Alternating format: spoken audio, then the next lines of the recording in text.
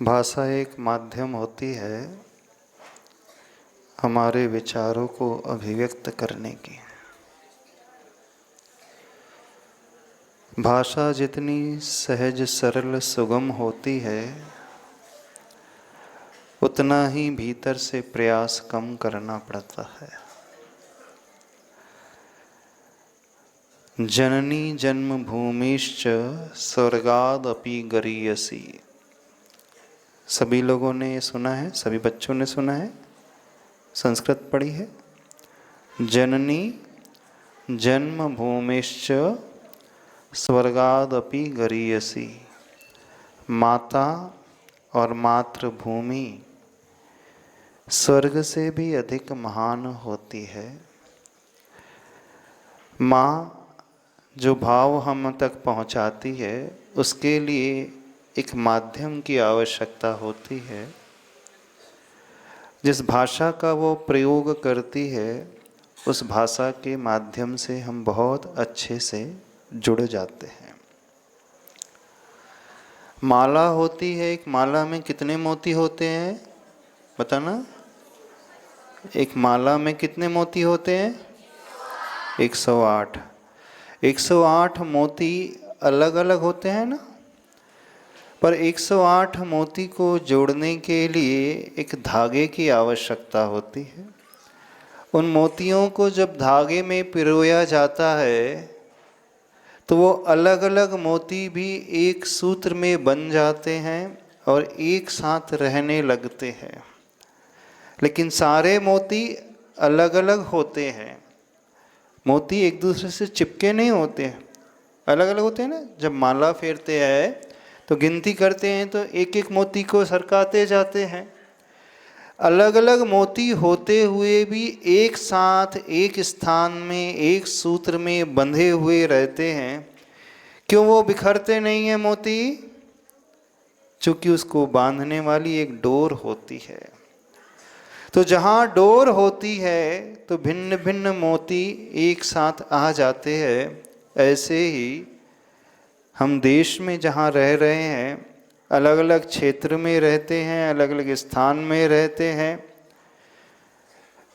फिर भी एक सूत्र में बंधे हुए हैं। तो वह सूत्र, वह डोर कौन सी है? जो पूर्व पश्चिम उत्तर दक्षिण में रहने वाले सारे लोगों को बांध देती है। वह डोर बांधने वाली होती है एकमात्र भाषा। तो वह भाषा हमें एक साथ रखने वाली होती है, प्रेम और वात्सल्य से जोड़ने वाली होती है। उसकी आवश्यकता बहुत अधिक होती है। भाषा सरल होगी तो बिना प्रयास के वो हम प्रयोग में ला सकते हैं। तो जिस मातृभूमि में हम रहते हैं, जिस देश में हम रहते हैं, कौन से देश में हम रह रहे हैं? भारत देश में, अथवा हिंदुस्तान जिसका नाम है। हिंदी माथे की बिंदी होती है। जिस माथे में बिंदी लगी रहती है उसका चेहरा जो है सुंदरता को प्राप्त हो जाता है। जिस देश की भाषा हिंदी जैसी होती है वह देश अपने आप सुंदरता को प्राप्त हो जाता है। जितने भी धार्मिक ग्रंथ प्रायः लिखे हुए हैं, सबसे ज़्यादा पढ़ने वाले लोग उसे कौन सी भाषा में पढ़ते हैं? हिंदी भाषा में पढ़ते हैं। जिसे अपने देश पर गर्व है, अपनी संस्कृति पर गर्व है, अपनी मातृभूमि पर गर्व है और अपनी माता के ऊपर गर्व है, वह क्या करेगा? कौन सी भाषा का प्रयोग करेगा? जिस भाषा को उसकी माँ बोलती है, जिस भाषा को प्रभु ने बोला है, जिस भाषा का प्रयोग गुरु करते हैं, वे प्रभु जिस भाषा में उपदेश देने वाले हैं, गुरु जिस भाषा में समझाने वाले हैं, और जिस भाषा को सुनकर के, जिस लैंग्वेज को सुनकर के हम बहुत अच्छे से हृदय तक उसे धारण कर लेते हैं, वह हमारे भीतर का एक अंग बनना चाहिए और इस देश को एक सूत्र में बांधने वाली कोई भाषा है तो वह एकमात्र हिंदी भाषा है। लेकिन जो अपने देश से, अपनी मातृभूमि के प्रति इतना समर्पित नहीं होता है, वह अपनी मातृभाषा को छोड़कर के दूसरी भाषा के चक्कर में बहुत ज़्यादा लग जाता है और यह मानता है कि मैं बहुत बड़ा होता चला जा रहा हूँ। हम बड़े जो होते हैं उस समर्पण के भाव से होते हैं। उपकार हमें मानना चाहिए। आप लोग उपकार मानते हो कि नहीं? जिसने आपकी मदद की है उसे क्या कहते हो? जो आपके लिए है, हाथ आगे बढ़ाता है, आपके लिए भोजन देता है, आपके लिए पढ़ाई कराता है, आपके लिए स्थान देता है रुकने के लिए गुरुकुल में, आपके लिए सारी सुविधाएं देता है, तो जो हमारा उपकारी होता है उसे हम क्या कहते हैं? धन्यवाद कहते हो? क्या बोलते हो आप लोग? धन्यवाद कि थैंक यू? काय म्हणता तुम्ही? हां, किती मुले धन्यवाद म्हणते आणि किती थँक्यू म्हणते? हात वर करा. आणि मुली धन्यवाद म्हणते की थँक्यू म्हणते तुम्ही? थँक्यू. उपकार का बदला हमेशा चुकाना चाहिए। तो हमारे ऊपर उपकार करने वाले यह सारे के सारे लोग हैं, यह मातृभूमि है, माता है, और वह माता जिस भाषा का प्रयोग करके हमें सब कुछ सिखाती है वह भाषा भी उपकारी है। तो जो अपनी माँ को भूल जाता है, इस भूमि को भूल जाता है और इस भाषा को भूल जाता है, वो कौन कहलाता है? स्वार्थी कहलाता है ना। एक प्रकार से देश का द्रोही माना जाता है क्योंकि उसने उसे भुला दिया जिसने उसे सब कुछ दिया। हम अपने मंत्र का जाप, हम अपने ग्रंथों का स्वाध्याय, ग्रंथों का पाठ, अपनी बुक्स का पठन पाठन कौन सी भाषा में करते हो आप लोग? भारत देश भिन्न भिन्न संस्कृतियों का समूह है। यहाँ क्षेत्रीय भाषा भी बोली जाती है और राष्ट्रीय भाषा भी बोली जाती है। आप चूँकि महाराष्ट्र में रहते हो तो यहाँ मराठी की बहुलता है, मराठी का प्रयोग होता है। लेकिन जब देश की बात आती है तो वहाँ उस भाषा का प्रयोग होता है जिस भाषा के माध्यम से हमने सब कुछ पाया है। तो हम उपकारी को याद करना अपने हृदय में विषय बनाना सीखें। जब हम उपकारी को याद करते हैं, उस उपकार को याद करते हैं, तो हमारा उत्थान होता है, हमारा कल्याण होता है। इस बात को सभी बच्चे समझे। हमारी बात सुन रहे हैं कि इधर अपनी बातों में मस्त हो? पीछे वाले बच्चों क्या बातें कर रहे हो आपस में? हाँ, लास्ट रो वाले खड़े हो जाना। आखिरी लाइन में जो बैठे हैं बच्चे खड़े हो जाइए। हम क्या कह रहे हैं? क्लास में भी जब टीचर आ जाते हैं, शिक्षक आ जाते हैं, तो पीछे वाले बच्चे क्या करते रहते हैं? आखिरी में जो बैठते हैं वो बच्चे क्या करते रहते हैं? मस्ती।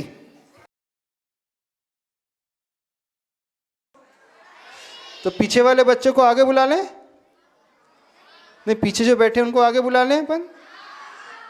हाँ, वो एकदम बहुत अच्छे से फिर गंभीरता से वो सुनने लगेंगे। और जो पीछे बैठे रहते हैं वो पीछे ही रह जाते हैं। तो हमें जिंदगी में आगे बढ़ना है और आगे बढ़ने के लिए एकाग्रता लाना, ध्यान से श्रवण करना चाहिए, समझना चाहिए। जैसे बच्चों को संभालना आसान कार्य नहीं है। क्यों धवल सा कर दिया? तो हमें जिस माध्यम से शिक्षा मिलती है, जिस माध्यम से हमें ज्ञान मिलता है, जिस माध्यम से हमें कला सीखने को मिलती है, जिस माध्यम से हम जीवन में आगे बढ़ते हैं, वह सबसे ज़्यादा कोई सहयोग करने वाली होती है तो हम कुछ भी ना सीख सकते हैं ना पढ़ सकते हैं। भाव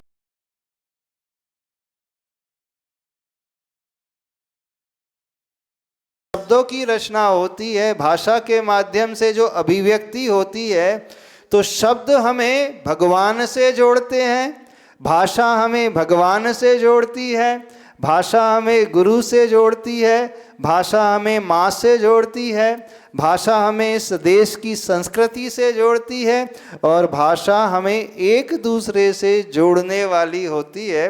तो भाषा ना हो, शब्द ना हो, हम उच्चारण ना कर पाए, तो हम में और पशुओं में ज़्यादा अंतर नहीं होता है। पशु के पास भी ध्वनि होती है, वाणी होती है, लेकिन पशुओं के पास अक्षर नहीं होते हैं। अक्षर ही होते हैं जो हमें एकदम से सभ्य बनाते हैं और एक दूसरे के प्रति नम्रीभूत होना सिखाते हैं, उस कला को सिखाने वाले होते हैं। कला तो वैसे सारी भाषाओं में आती है, पर जिस राष्ट्र में हम जन्म लिए हैं, जिस राष्ट्र में हमने सब कुछ का पाया है, उस राष्ट्र को यदि हम यह भाव दिखाना चाहते हैं कि हम भाषा को भी छोड़ देंगे और अपने मन के अनुसार जिससे हमें अन्य कुछ मिलेगा, तो एक प्रकार से वह राष्ट्र के प्रति द्रोह माना जाता है। तो जो राष्ट्र भक्त होता है, जो मातृ भक्त होता है, जो मातृभूमि का भक्त होता है, वह माँ के अनुसार उस मातृभाषा को भी मानने वाला होता है। तो मातृभाषा के प्रति अहोभाव लाना सीखे, उपकारी का भाव लाना सीखे, क्योंकि उसी मातृभाषा ने हमें पहचान दिलाई है। इस दुनिया में सबसे सर्वश्रेष्ठ संस्कृति यदि कोई मानी जाती है तो भारतीय संस्कृति मानी जाती है। और भारतीय संस्कृति अनादिकाल से चली हुई आ रही है, और वर्ण भी, ये अक्षर भी, ये शब्द भी अनादिकाल से चले हुए आ रहे हैं। दुनिया में नए नए देशों की उत्पत्ति हो जाती है, नई नई भाषाओं की उत्पत्ति हो जाती है, पर वो भाषाओं के शब्द भिन्न भिन्न क्षेत्र से जोड़ कर के बनाए गए हैं। लेकिन एक हिंदी भाषा ऐसी भाषा है जिसकी मूल जननी तो संस्कृत है, लेकिन जिसके वर्ण बहुत पुराने हजारों वर्ष से चले हुए आ रहे हैं। तो जैसे हमारे इस राष्ट्र की संस्कृति सबसे सुंदर मानी जाती है, और उस संस्कृति की ज्योति को प्रवाहित करने वाली जो भाषा माध्यम के रूप में होती है, वह भी उतनी ही उत्कृष्ट मानी जाती है। तो हम अपने जीवन में एक संकल्प लेना सीखें। यदि जीवन में उन्नति चाहते हैं तो राष्ट्र के प्रति संकल्प अहोभाव का, और राष्ट्र भाषा के प्रति संकल्प अहोभाव का। तो हमारी राष्ट्र भाषा कौन सी है और क्षेत्रीय भाषा कौन सी है यहाँ की, और मातृभाषा कौन सी है?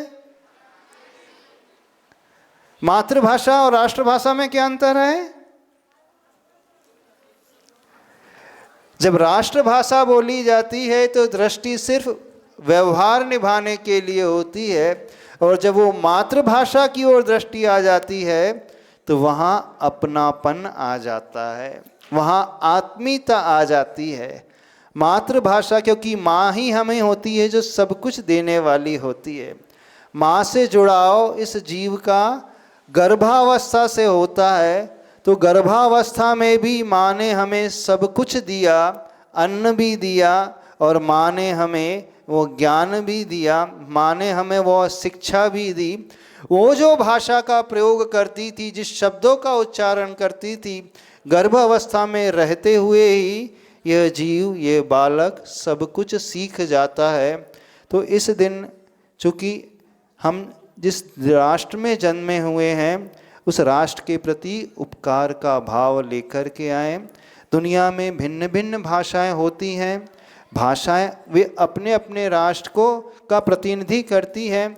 जो व्यक्ति जिस राष्ट्र में पैदा हुआ है वह उसके लिए तो अहोभाव लाता है, लेकिन गलती तब हो जाती है जब हम अपनी मातृभाषा को भूल करके उसको हीन दृष्टि से देखते हुए अन्य को प्रधान दृष्टि से देखने लगते हैं।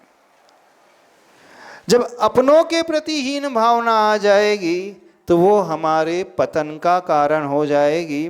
तो अपने मन में अपनी भाषा के प्रति कोई हीनता का भाव कोई भी लेकर के ना आए। हाँ, अन्य भाषा के प्रति सीखने का भाव होना चाहिए, ये अलग बात है, लेकिन हीनता का भाव बिल्कुल भी नहीं आना चाहिए। जब विवेकानंद जी अमेरिका में गए, सर्वधर्म सभा थी, अपने अपने धर्म का उद्बोधन करने के लिए गए, तो उन्होंने सर्वप्रथम जो संबोधन किया अपनी मातृभाषा में किया। देखो, एक हिंदी मातृभाषा एक ऐसी भाषा है जहाँ भाई और बहन का प्रयोग किया जाता है। अन्य भाषाओं में लेडीज और जेंटलमैन का प्रयोग किया जाता है ना। लेडीज और जेंटलमैन और भाई और बहन में कितना अंतर है। जहाँ भाई बहन का प्रयोग हो जाता है तो एक परिवार के वह सदस्य बन जाते हैं, भाई बहन में प्रेम है, वात्सल्य है। और जहाँ लेडीज और जेंटलमैन शब्द का प्रयोग हो जाता है तो वहाँ सिर्फ बाहर का व्यवहार है। तो हमें उस भाषा को अपनाना है जो भाषा बोलने में तो आ रही है, लेकिन वहाँ आत्मीयता, प्रेम और वात्सल्य का व्यवहार झलकता है। यानी शब्द भी, अक्षर भी अपने आप में प्रेम को दर्शाते हैं, शब्द भी अपने आप में उस वात्सल्य के, करुणा के भाव को दर्शाते हैं। तो सबसे अधिक आत्मीयता हमारी होना चाहिए। जिस राष्ट्र में हमने जन्म लिया है उस राष्ट्रभाषा का उत्तरदायित्व और उस राष्ट्रभाषा को मातृभाषा बनाने का उत्तरदायित्व हम सब का है। तो हम सभी लोग चूँकि इस देश में जन्मे हैं तो ये अपना कृतज्ञता का गुण इस देश के प्रति, इस राष्ट्र के प्रति और राष्ट्रभाषा और मातृभाषा के प्रति लाना सीखें। तब हम इस देश के भक्त माने जाएंगे, तब हम इसके कर्ज को चुका पाएंगे। नहीं है तो हम इसके कर्ज को बिल्कुल भी नहीं चुका पाएंगे। आचार्य श्री एक बात हमेशा कहते थे कि हम अपने भावों को बहुत अच्छे से, जिस भाषा को हमने जन्म से ही नहीं गर्भ से सुना है, उसके माध्यम से दूसरों के सामने प्रकट कर सकते हैं। तो जिसके सामने हमें प्रकट करना है वहाँ गर्व का अनुभव होना चाहिए कि हम इस भाषा का प्रयोग करते हैं। कोई भी अपनी गर्दन नीचे ना करके बल्कि गर्दन उठा कर के हिंदी का प्रयोग करना चाहिए, राष्ट्रभाषा का प्रयोग करना चाहिए। तो ये गर्दन उठा कर के जब हम करेंगे तो उससे हमारा वो राष्ट्र प्रेम भी झलकता है और उसी से हमारी उन्नति होती है। अधिक नहीं कहना चाहते हैं, क्योंकि बच्चे लोगों ने जो निबंध लिखा है ना हिंदी भाषा में, वो क्यों लिखा है निबंध? चूँकि निबंध प्रतियोगिता थी इसलिए लिखा है। अच्छा, कितने बच्चे जो हैं अपनी सही जो है हिंदी भाषा में करते हैं? जब आप नाम लिखते हैं अथवा बैंक में कुछ भरते हैं, आधार कार्ड में कुछ लिखते हैं तो सही करते हैं हस्ताक्षर कौन सी भाषा में करते हैं? यहाँ के शिक्षक से ही पूछ लेते, प्रिंसिपल से ही पूछ लेते हैं, हस्ताक्षर आप कौन सी भाषा में करते हैं? बताओ, आप प्रिंसिपल हो इस विद्यालय के, आप ही हस्ताक्षर इंग्लिश में कर रहे हो। हाँ, आप टीचर हो ना, कौन सी भाषा में हस्ताक्षर करते हो? इंग्लिश में। अच्छा, आपके मोबाइल में कौन सी भाषा से का प्रयोग होता है? आपने मेमोरी में सेव किया जो हिंदी में कि अंग्रेजी में? अब दूसरों को हम क्या कहें? जो स्वयं ही अपनी मातृभाषा को गौण करके दूसरी भाषा को प्रधानता दे रहा है। गुरुवर एक बात कहते थे, यदि हम अपनी मातृभाषा के प्रति उस समर्पण का भाव लाना चाहते हैं तो शुरुआत हमें स्वयं से करना होगा। जो दैनिक चर्या में प्रयोग में आने वाले शब्द कौन सी भाषा में होना चाहिए? अपनी ही भाषा में होना चाहिए। हस्ताक्षर आप अपनी भाषा में करें। घर के आगे जो जो नाम लिखने वाली पट्टी होती है, कौन सी भाषा में लिखी होती है? अंग्रेजी। मोबाइल का प्रयोग कौन सी भाषा में होता है? हिंदी में तो नहीं होता है, नहीं होता है ना। अब क्या होगा? ऐसा नहीं लगता है सिर्फ बातों तक रह गया है? हिंदी दिवस भी बातों तक रह गया है। क्यों शिक्षक महोदय, कैसा है? अब शिक्षक ही नहीं करेंगे तो बच्चे कहाँ से करेंगे? हाँ, राष्ट्र भावना लाना सीखे, और उसकी शुरुआत अंतरंग से होती है, स्वयं से होती है। स्वयं शुरुआत करेंगे तो फिर हम अच्छे से स्वाभिमान से कह सकते हैं ना, अन्य बच्चों से भी कह सकते हैं। अन्य भाषा सीखने का निषेध बिल्कुल नहीं है, ज्ञान सब भाषा का होना चाहिए। पढ़ाई जिस भाषा में जो सब्जेक्ट है उस भाषा में हो जाए, कोई निषेध बात नहीं। लेकिन प्रयोग में हम क्या ला रहे हैं? तो जो दैनंदिन प्रयोग में आता है वो हमारी रुचि को दर्शाता है और समर्पण को दर्शाता है। तो अंतरंग से उस समर्पण का भाव राष्ट्र के प्रति लेकर के आएं, अपनी माँ के प्रति लेकर के आएं और मातृभाषा के प्रति लेकर के आएं। दुनिया में 200 से अधिक देश हैं। हर देश के प्रमुख लोग, मुखिया लोग, प्रधानमंत्री आदि जो मुख्य पदों पर आसीन हैं, जब उस देश में जाया जाता है तो वह अपनी भाषा को छोड़ करके अन्य भाषा का आलम्बन नहीं लेते हैं। लेकिन एक सबसे बड़ी विडंबना इस भारत देश की है कि हम अपनी भाषा को हीन दृष्टि से देखने लगे हैं और अन्य भाषा को मुख्य दृष्टि से देखने लगे हैं। ये स्वयं की कमी है। तो हम अपनी दृष्टि में अपनी भाषा को उठाना सीखें। अपने चिंतन का विषय, बुद्धि का विषय, लेखन का विषय, पढ़ने का विषय अपनी भाषा में करना सीखें। फिर देखना इसका चमत्कार क्या गजब का होता है।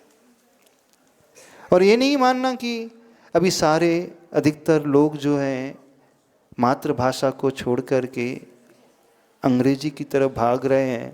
हमारे एक के प्रयोग करने से क्या होगा? विश्वास मानो, शुरुआत यदि एक भी करे तो एक बूंद जब दूसरी बूंद से मिल जाती है, एक विचारधारा का व्यक्ति दूसरी विचारधारा के व्यक्ति से मिल जाता है, तो धीरे धीरे वह बूंद बड़ी होती जाती है और वो एक धारा का रूप ले लेती है और उस धारा में प्रवाह होता है, बहाव होता है। और जहाँ बूंद तक सीमित रहती है वह सूख करके नष्ट हो जाती है। तो यह धारणा बिल्कुल नहीं बनाएं कि हमारे अकेले के करने से क्या होगा। एक बड़ा आदमी यदि संकल्पित हो जाए, जिस क्षेत्र में है, इस शाला में, विद्यालय में, यदि वहाँ का मुखिया ही संकल्पित हो जाए तो उसे देख करके उसके नीचे काम करने वाले जितने भी शिक्षक हैं वे भी प्रेरित हो जाएंगे। शिक्षक को देख करके और निचला स्टाफ है वो भी प्रेरित हो जाएगा। फिर उन्हें देख करके बच्चे भी प्रेरित होते चले जाएंगे। हम जिस भी भूमिका में, जिस क्षेत्र में हैं, उसकी चिंता ना करें। यदि हमने अपने प्रयास से 10 लोगों को भी प्रभावित कर दिया तो वो धीरे धीरे बहुत वृहद रूप लेता चला जाता है। और हमने अपने आप को ही गौण कर दिया और ये सोच लिया कि हमारे एक से क्या होता है। बहुत कुछ होता है, विश्वास माने। और जो विशेष रूप से नेता की भूमिका में होता है, प्रमुख की भूमिका में होता है, उसका तो बहुत अंतर पड़ता है। हमने देखा जब प्रधानमंत्री जी ने स्वच्छ भारत अभियान की योजना लागू की, उसके बाद कितनी जागृति इस देश में आई स्वच्छता के प्रति। ठीक है, स्वीकारते हैं 100% जागृति नहीं आई, लेकिन उसके पूर्व की अवस्था और उसके बाद की अवस्था में कितना अंतर आ गया। सिर्फ एक व्यक्ति के प्रारंभ करने से, उनकी उस घोषणा से, चूंकि वो राष्ट्र के प्रमुख थे, उसका प्रभाव पड़ा। आप जिले के प्रमुख हैं, आप गांव के प्रमुख हैं, आप अपने विद्यालय के प्रमुख हैं, आप अपने मंदिर के प्रमुख हैं, आप अपने घर के प्रमुख हैं। तो हर एक प्रमुख व्यक्ति से कुछ ना कुछ असर, प्रभाव अन्यों पर अवश्य पड़ता ही है। तो हर व्यक्ति अपने आप को छोटा ना माने। हम 4 को भी प्रभावित कर रहे हैं, तो 4 की संख्या 4,000, 4 लाख, 4 करोड़ तक भी पहुंच सकती है। बहुत बड़ा चमत्कार घटित हो सकता है। हम अपनी देश की राष्ट्र की भाषा को आगे बढ़ाना चाहते हैं, इस हिंदी भाषा को आगे बढ़ाना चाहते हैं।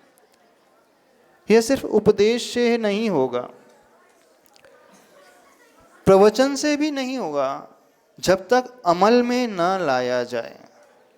और अमल में लाने की शुरुआत हर एक व्यक्ति को करना पड़ेगा, संकल्पित स्वयं को होना पड़ेगा। यह भी मानते हैं कि पूर्ण रूप से एकदम से नहीं आ पाएगा, लेकिन कभी ना कभी, कहीं ना कहीं से तो शुरुआत होना ही चाहिए, शुरुआत करनी ही पड़ेगी। जब जागृत हो जाए तभी सवेरा माना जाता है। ठीक है, हमारे पूर्वजों से गलती हो गई, देश को आज़ादी 1947 में मिली, होना तो उसी समय चाहिए था। जैसे जब चीन को 1948 में आज़ादी मिली, सबसे पहला काम चीन देश ने ये किया था कि ब्रिटेन की सारी उस व्यवस्था को बदलने के लिए उन्होंने एक नियम पारित कर दिया था, जो भी व्यवहार होगा राष्ट्र का, कामकाज का, न्यायालय का, सुरक्षा अधिकारी का, सुरक्षा विभाग का, शिक्षा विभाग का, वह उन्हीं की भाषा में होगा। एक बहुत बड़ी गलती इस भारत देश में हो गई। उस समय नहीं किया गया, उस समय कदम नहीं उठाया गया, लेकिन अभी भी बहुत कुछ नहीं बिगड़ा है। हम पूर्ण परिवर्तन नहीं ला सकते हैं, तो 10% भी 10% भी परिवर्तन हमने ला लिया तो बहुत बड़ा कार्य हो जाएगा। आने वाली पीढ़ी उसको अनुकरण करने लगेगी, तो उसका असर भविष्य में नज़र आने लगेगा। क्योंकि कोई भी अच्छा कदम जब उठाया जाता है तो उसका प्रभाव तुरंत नहीं नज़र आता है, उसका प्रभाव आने के लिए 30 वर्ष लग जाते हैं लगभग, क्योंकि वह प्रभाव अगली पीढ़ी से जब तक शुरू नहीं होगा तो वो संपूर्ण रूप से नज़र नहीं आता है। तो हम यह अपेक्षा ना रखें कि हम कर देंगे तो इसका प्रभाव तुरंत आ जाएगा। हमने कदम उठाया तो हमें देख करके अगली पीढ़ी, जो बच्चे हैं, उसका अनुकरण करेंगे। फिर बच्चों ने वो कदम शुरू से उठाना शुरू कर दिया तो फिर उसका प्रभाव लगातार बढ़ता चला जाएगा। तो ये हर भारतीय का संकल्प होना चाहिए, हर भारतवासी का संकल्प होना चाहिए कि उन्हें अपनी मातृभाषा में स्वाभिमान होना चाहिए, न कि अपनी मातृभाषा के प्रति दीनता का भाव होना चाहिए। क्योंकि जब तक हम अंदर से स्वाभिमान की भावना लेकर के नहीं आएंगे, परिवर्तन कहीं पर भी नज़र नहीं आएगा। तो ये प्रयास सामूहिक रूप से प्रत्येक नागरिक को करना होगा, और तब हम मानना इस राष्ट्र के प्रति पूर्ण समर्पित माने जाएंगे। इस राष्ट्र का हम कर्जा चुकाने वाले माने जाएंगे, अन्यथा हम इस राष्ट्र का कर्जा लेकर के ही मारे जाएंगे, मरण प्राप्त हो जाएगा। और यह एक बहुत बड़ा स्वार्थ माना जाता है। तो जो उपकारी को याद रखता है वो इस राष्ट्र के उपकार को याद रखेगा, राष्ट्र ने दी हुई संपत्ति को याद रखेगा, माता को याद करेगा, पिता को याद करेगा, और राष्ट्र की जो संस्कृति आगे तक चलते रहेगी। एकमात्र वो तभी बढ़ेगी जब इसकी राष्ट्रभाषा जीवित रहेगी और फलती फूलती रहेगी। जिस राष्ट्र की मातृभाषा, राष्ट्रभाषा लुप्त हो जाती है, वहाँ संस्कृति भी लुप्त हो जाती है, संस्कार भी लुप्त हो जाते हैं। देखिए, हमारे धर्म ग्रंथ वे तभी तक सुरक्षित रहेंगे जब उस धर्म ग्रंथ को हम उसी भाषा में पढ़ते रहेंगे। आचार्य भगवान एक बात कहते थे, जैसे हमारे धर्म ग्रंथ धर्मशास्त्र संस्कृत में लिखें, प्राकृत में लिखें, ठीक है, अनुवाद उसका दूसरी भाषा में हो गया, तो हम अनुवाद को पढ़ते चले जाएंगे तो मूल उसकी जो भाषा थी वही लुप्त हो जाएगी। तो यदि उस संस्कृति को हमें जीवित रखना है तो जिस भाषा में उसका मूल रूप से उसकी उत्पत्ति हुई थी उस भाषा में हम उसे सुरक्षित रखें, चाहे वो शास्त्र की बात हो, चाहे वो पुस्तक की बात हो, चाहे वो संस्कृति की बात हो, चाहे वो पुराने उपकार को चुकाने की बात हो। तो ये प्रत्येक भारतीय का कर्तव्य होना चाहिए, क्योंकि इस भारत देश ने, इस भारत राष्ट्र ने न केवल हमें जन्म दिया, न केवल हमें सुविधाएं दी, न केवल हमें धन वैभव दिया, न केवल परिवार दिया, न केवल सुख शांति दी, हमें भाषा भी दी, सब कुछ दिया। तो हम स्वार्थी ना बने, कृतज्ञ ना बने, कृतज्ञता का गुण अपने भीतर लेकर के आए और अहोभाव से भरते हुए, हीनता का भाव त्यागते हुए अपनी मातृभाषा को सर आँखों में बैठाएं और उसकी शुरुआत स्वयं से करें, यानी अपने हस्ताक्षर अपनी मातृभाषा में, अपने सारे दैनिक कार्यकलाप जो हो सकते हैं मातृभाषा में। जहाँ हमारे पास विकल्प नहीं है उसकी बात नहीं कर रहे हैं, लेकिन जहाँ विकल्प मौजूद है तो उन विकल्पों में मुख्य स्थान, प्रमुखता अपनी मातृभाषाओं को दिया जाना चाहिए। इतना ही कहना पर्याप्त समझते हैं। बोले संत श्रोमणी आचार्य भगवान गुरुदेव श्री विद्यासागर जी महाराज की, परम पूज्य एक फाट श्री वीर सागर मुनि महाराज की।